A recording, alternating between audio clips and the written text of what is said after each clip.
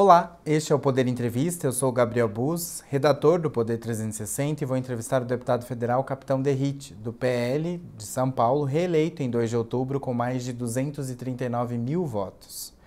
Derrite tem 37 anos e é ex-policial militar. Em 2018, concorreu pela primeira vez a deputado federal. Em 2022, foi reeleito.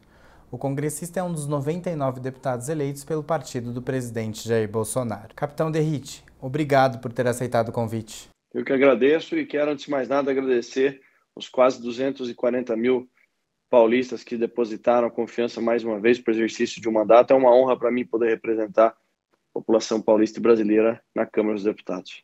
Agradeço também a todos os web espectadores que assistem a este programa.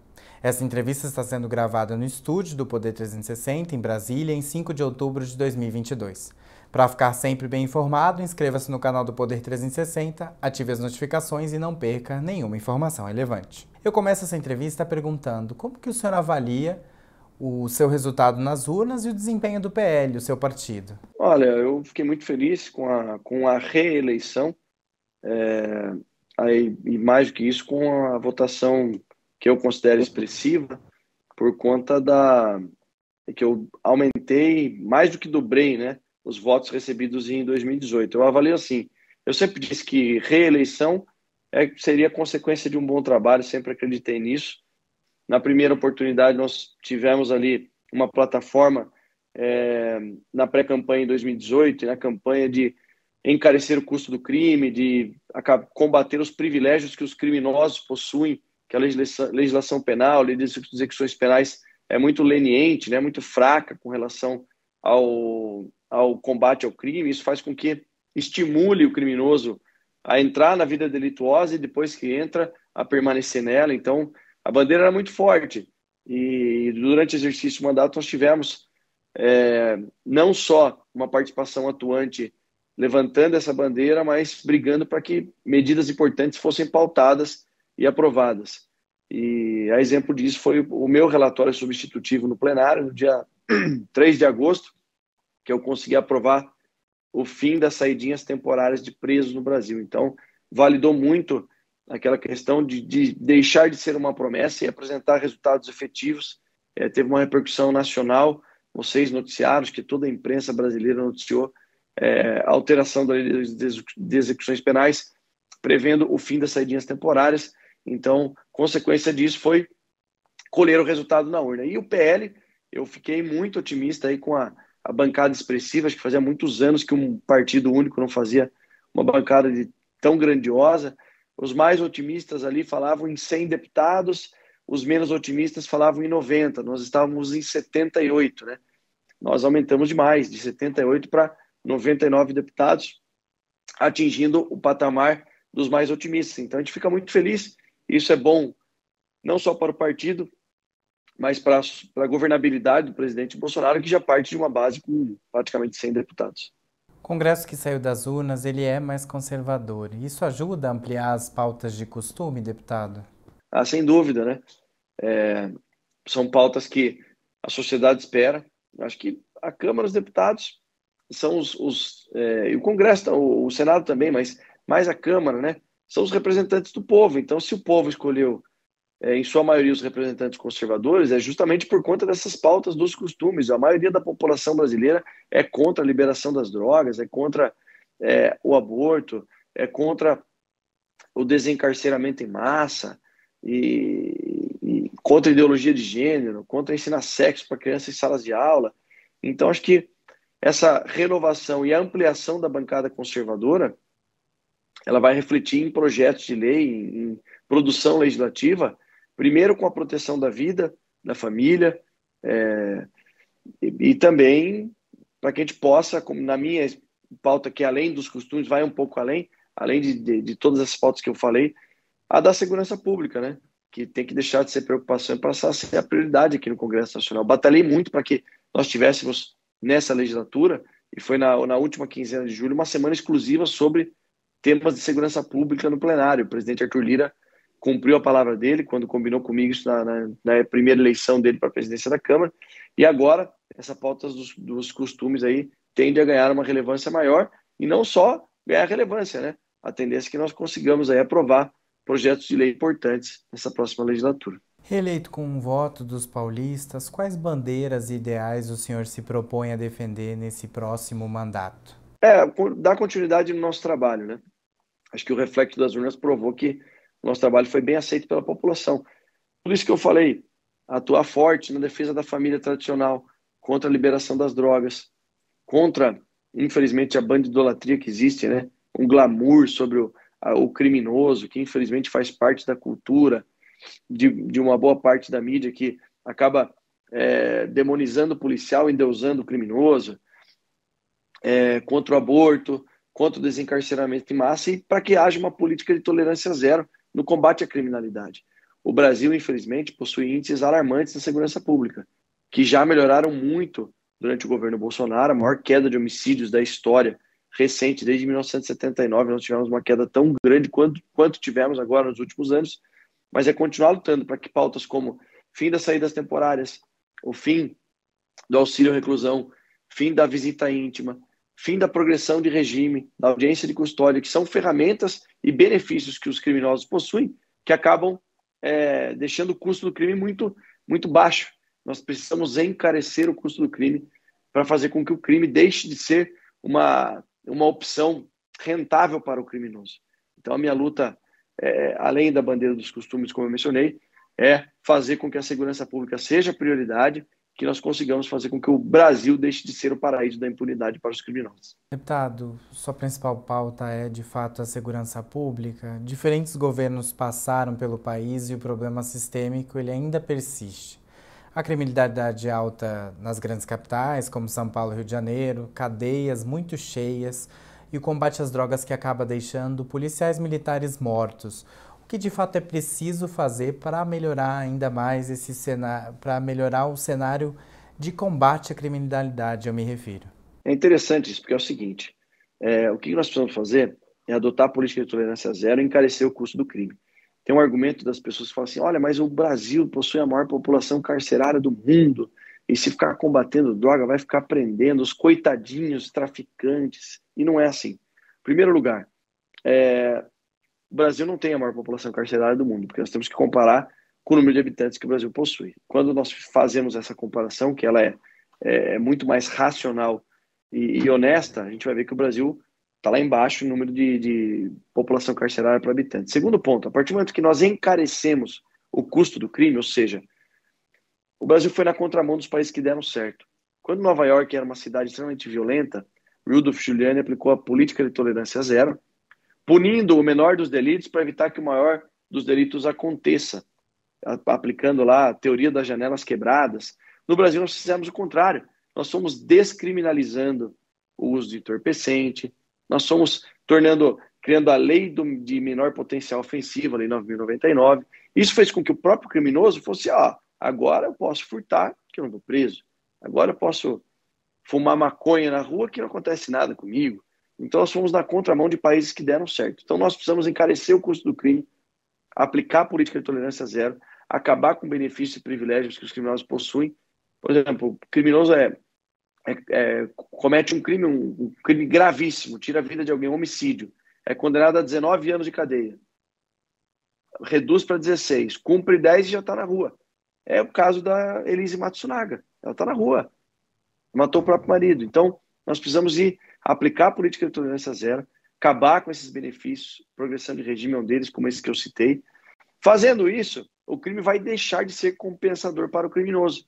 Então, a lógica é o contrário. A tendência, e foi o que aconteceu nos países desenvolvidos, é que a população carcerária diminua. Só que ele precisa temer o poder da lei, o peso da lei. E não viver no país que nós vivemos hoje, infelizmente, com a leniência da lei penal e principalmente da lei de execuções penais, que é o que acaba acontecendo. O Código Penal brasileiro está lá, o crime, matar alguém, 12 a 30 anos, a pessoa é condenada a 20, mas não cumpre essa pena. Então é isso que nós precisamos fazer. Aplicar uma pena, aplicar a política de tolerância zero, fazer com que o crime deixe de ser compensador para o criminoso, aí sim a gente vai reduzir a população carcerária e melhorar a questão da criminalidade e da segurança pública no Brasil. O senhor pensa que o porte de armas deve ser ainda mais flexibilizado? Excelente pergunta, sabe por quê? Porque as pessoas elas confundem o posse e porte de arma de fogo com política de segurança pública. E não tem nada a ver, apesar de uma refletir na outra. Vou exemplificar. Eu sou 100% favorável e defensor de que o cidadão idôneo possa possuir e portar sua arma de fogo. E o Brasil possui uma legislação muito rígida com relação a isso. Para uma pessoa comprar uma arma de fogo, ela tem que comprovar a ocupação lícita, capacidade técnica, capacidade psicológica, a idoneidade, os antecedentes criminais. Não é simples e fácil. Feito todo esse processo, ainda assim existe uma burocracia gigantesca, principalmente para o porte de arma. Ocorre que isso não é política de segurança pública. Para mim, é um direito individual que deveria ser direito fundamental, inclusive, previsto em cláusula pétrea na Constituição, porque é um direito da pessoa se defender, defender a sua família. É autodefesa. Vou dar um exemplo. Vamos pensar que tem um morador de uma casa que possui uma arma de fogo e está vendo um criminoso tentando pular o portão da sua casa e ele passa a mão no telefone e liga o 90 para a polícia.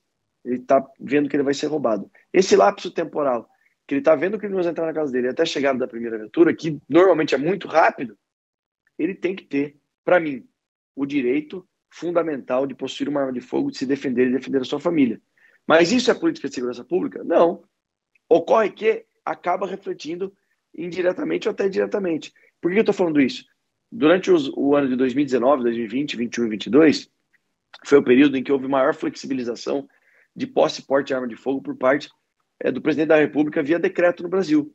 E aí os pseudo-especialistas em segurança pública falavam: isso vai ser horrível, porque os criminosos vão roubar as armas que estão sendo compradas legalmente para cometer roubos e assassinatos.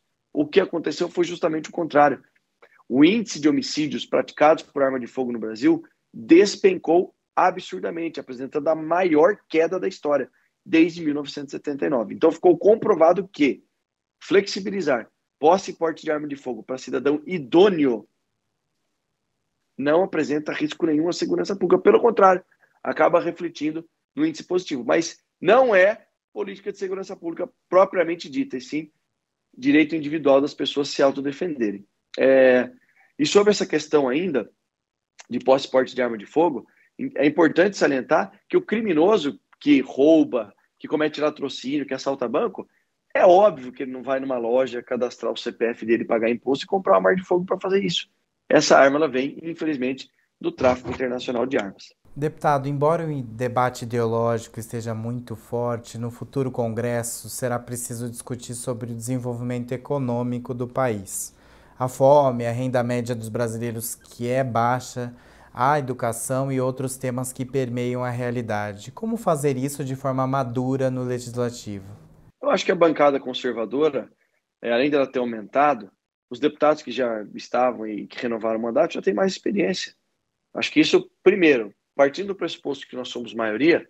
Segundo, do pressuposto que nós já temos uma experiência, já vivemos aqui o Congresso, sabemos como, infelizmente, algumas pautas a gente enfrenta uma oposição muito grande, nós já temos a maturidade suficiente para evitar a perda de tempo e tentar construir algo que vai ajudar de fato a vida dos brasileiros. Eu posso citar vários exemplos aqui que nós fizemos isso durante a pandemia. A medida provisória 936, que garantiu manutenção do emprego e renda, a parte do governo federal, que acabou fazendo a contrapartida e pagando até 85% do salário dos empregados nas empresas. Isso foi maravilhoso. Por quê? Porque fez com que as empresas não quebrassem durante a pandemia, possibilitou segurar as empresas, mantendo os empregos e fazendo logo depois da pandemia o Brasil se recuperar como vem se recuperando. Então a gente tem que focar em resultados. Eu acho que nós temos que ter uma liderança forte, focar em resultados e evitar aquele desgaste, aquele debate prolongado, como sempre existe no plenário da Câmara, e saber jogar o jogo com a consciência de que nós temos a maioria e temos que ser o mais pragmático possível para que as pautas andem, para que o Brasil possa continuar progredindo, crescendo, índices de deflação ocorrendo, o Brasil sendo referência para vários países do mundo. Acho que pautas importantes como a autonomia do Banco Central, que nós aprovamos no início da legislatura, foram relevantes para que o Brasil superasse a crise de maneira mais rápida do que a maioria dos países do mundo. Então, o foco é ser pragmático, usar a maturidade, usar a experiência e não perder tempo, muitas vezes no plenário, sabendo que nós temos a maioria. Como deve ser a relação do presidente Jair Bolsonaro com o Congresso, caso ele seja reeleito? Há uma relação muito melhor do que a que foi na legislatura passada. Veja, nós enfrentamos um, um grande opositor que era o presidente da Câmara dos Deputados, Rodrigo Maia. Rodrigo Maia não ajudava em nada. E não é que ele não ajudava o presidente Bolsonaro. Acabava não ajudando o Brasil. Quantas medidas provisórias caducaram? Aquele jogo que infelizmente prejudica o povo brasileiro. E aí depois veio o Arthur Lira, junto com a eleição do presidente Arthur, pandemia. Então foi muito difícil, foi um mandato muito difícil para o presidente, muito difícil para o Brasil. E mesmo com todas as dificuldades, nós atravessamos tudo isso. E saímos lá como referência ainda, principalmente na pauta econômica. Agora o presidente Bolsonaro, já com a experiência de um mandato como presidente da República, com um Congresso renovado, com maioria de conservadores, tanto na Câmara quanto no Senado, uma eleição esplendorosa no Senado, com muitos senadores da base sendo eleitos. A tendência é que esses partidos que já apoiaram o presidente na reeleição dele, claro, vão continuar na base, como o próprio PL, que tem 100 deputados, 99 deputados, e o presidente já com uma articulação que já está fluindo, não vai começar do zero como começou na legislatura passada. Então a tendência é que as pautas sejam aprovadas de maneira muito mais rápida e que essa relação com o Congresso do presidente vai ser infinitamente melhor do que aquela dificuldade que foi no início da legislatura passada. Deputado, em caso de vitória do ex-presidente Lula, ele vai ter que ajustar a relação com o Congresso, dado o resultado das urnas. Como o senhor pretende fazer uma oposição responsável em eventual vitória do petista? Primeiro que eu não acredito em vitória dele, né? Assim, mas de maneira muito transparente. O presidente Bolsonaro vem crescendo muito. Anúncios importantes, como do governador Zema de Minas Gerais, do governador Rodrigo de São Paulo. Eu não sei se o Caiado já se pronunciou em Goiás, eu acabei não acompanhando, mas são colégios eleitorais grandes e que já anunciaram apoio ao presidente Bolsonaro. Então eu tenho certeza da vitória do presidente Bolsonaro. Caso isso não aconteça, nem passou pela minha cabeça, mas pode ter certeza que nós vamos fazer o bem para o Brasil, como nós já estamos fazendo com o presidente Bolsonaro. Então, muito do que muda a vida do brasileiro, do que vai refletir na vida do brasileiro, passa pelo Congresso Nacional. Então, nosso comprometimento aqui é com o povo em primeiro lugar.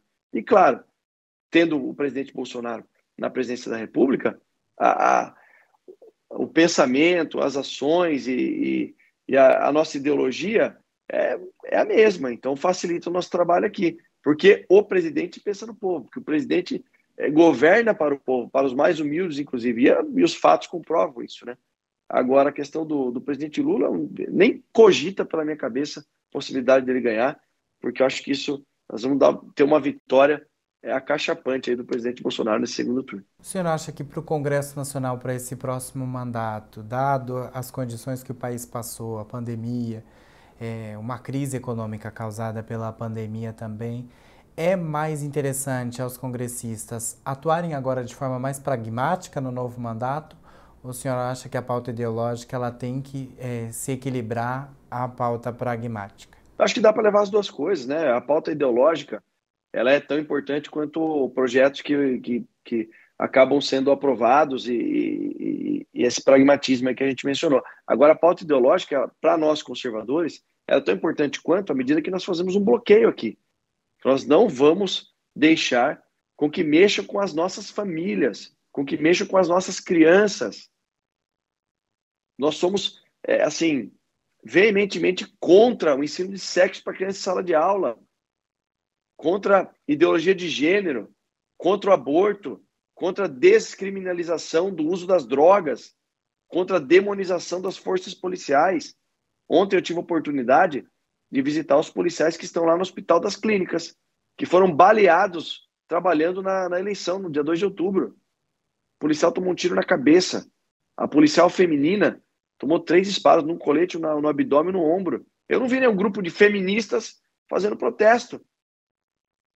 Porque eles estão do outro lado, não do lado do bem. Então a pauta ideológica é tão importante quanto projetos e pautas pragmáticas, porque vai realizar aqui, e agora de maneira muito mais importante devido ao tamanho, e com grandes nomes vindo para o Congresso também, que são referências na defesa dos nossos costumes, como o Nicolas Ferreira em Minas Gerais. Agora a gente vai criar um verdadeiro bloqueio, uma blindagem principalmente sobre as nossas famílias, sobre os valores judaico-cristãos que nós defendemos tanto e estamos dispostos a defendê-los a qualquer custo. Ainda mais no meu caso, que foi um policial militar com 18 anos, trabalhando nas ruas, arriscando minha vida diariamente, trabalhando na rota. Não vai ser aqui na Câmara dos Deputados que nós vamos recuar. Então é tão importante quanto as pautas pragmáticas. Certo, deputado. Agora a gente vai fazer um jogo rápido. Eu vou falar sobre alguns temas e o senhor responde brevemente qual a sua percepção sobre esse assunto e se o senhor, é a favor ou contra. O senhor já falou que é contra o aborto, então eu vou passar para a próxima pergunta. O senhor é a favor ou contra a legalização do uso recreativo da maconha, como está ocorrendo em vários países da Europa e também em alguns estados dos Estados Unidos? Absolutamente contra.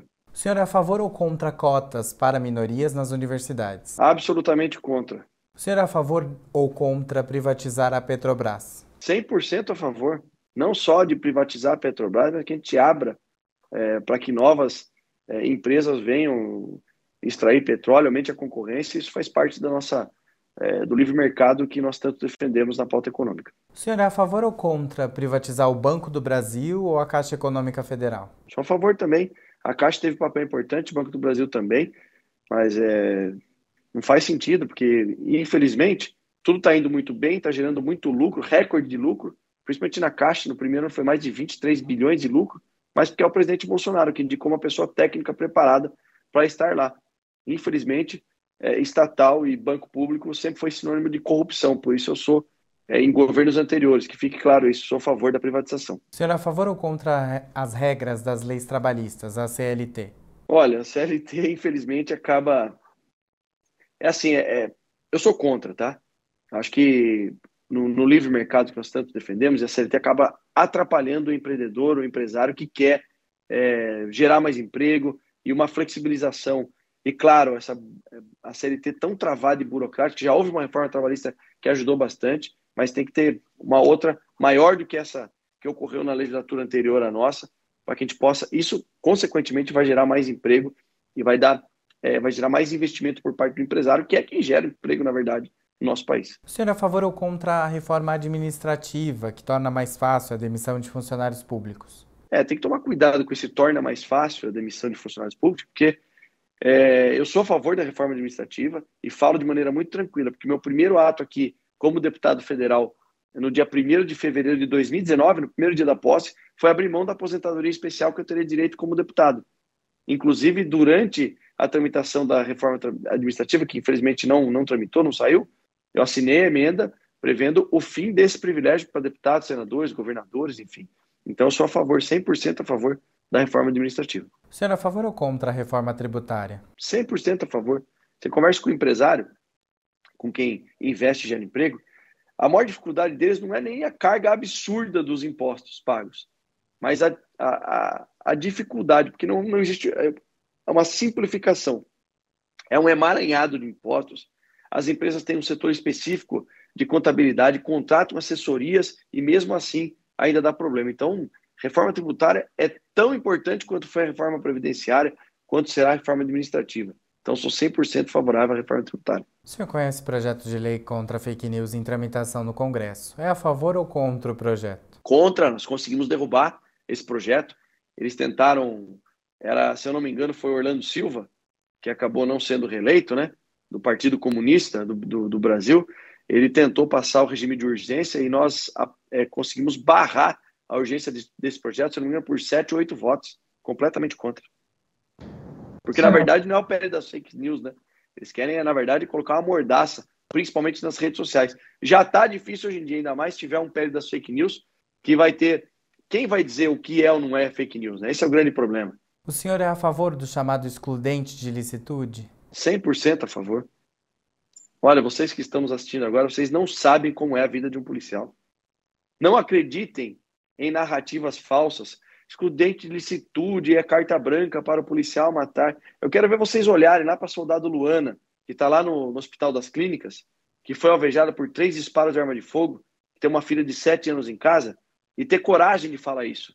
Porque foi um criminoso armado que chegou atirando nela. E ela estava lá na porta da escola, trabalhando, garantindo o direito constitucional da população exercer, acho que o maior exercício de cidadania, que é o voto, e ela foi alvejada, covardemente atacada. Então nós temos que proteger os nossos policiais, temos que aprovar a excludente licitude para quem nos defende, defender quem arrisca a vida diariamente por nós. E sobre o meio ambiente, deputado, como promover a preservação e, ao mesmo tempo, o desenvolvimento da Amazônia? É possível? Claro que é possível, o Brasil vem dando exemplo disso. Esses hipócritas internacionais que falam do nosso país, eles têm 5%, 6%, no máximo 10% da mata nativa preservada, enquanto nós aqui damos exemplo para o mundo. É claro que tem pontos que precisam melhorar, mas o Brasil já tem uma economia sustentável de meio ambiente e ela caminhou muito bem ao lado do nosso agronegócio. O nosso agro que é referência para o mundo todo. Então, nós temos que, claro, proteger o nosso meio ambiente, mas também não podemos ser hipócritas e acreditar em narrativas de países, principalmente, ou líderes mundiais, que não olham o quintal dele, que é dar pitaco aqui no nosso território, na nossa soberania nacional e na nossa Amazônia. Certo, deputado. Chega ao final esta edição do Poder Entrevista. Em nome do Jornal Digital Poder 360, eu agradeço ao deputado federal, capitão Derrite. Eu que agradeço, um grande abraço a todos e, mais uma vez, muito obrigado pelos quase 240 mil paulistas que me deram a honra de representá-los aqui na Câmara dos Deputados. Agradeço também a todos os web espectadores que assistiram a este programa. Essa entrevista foi gravada no estúdio do Poder 360, em Brasília, em 5 de outubro de 2022. Para ficar sempre bem informado, inscreva-se no canal do Poder 360, ative as notificações e não perca nenhuma informação relevante. Muito obrigado e até a próxima!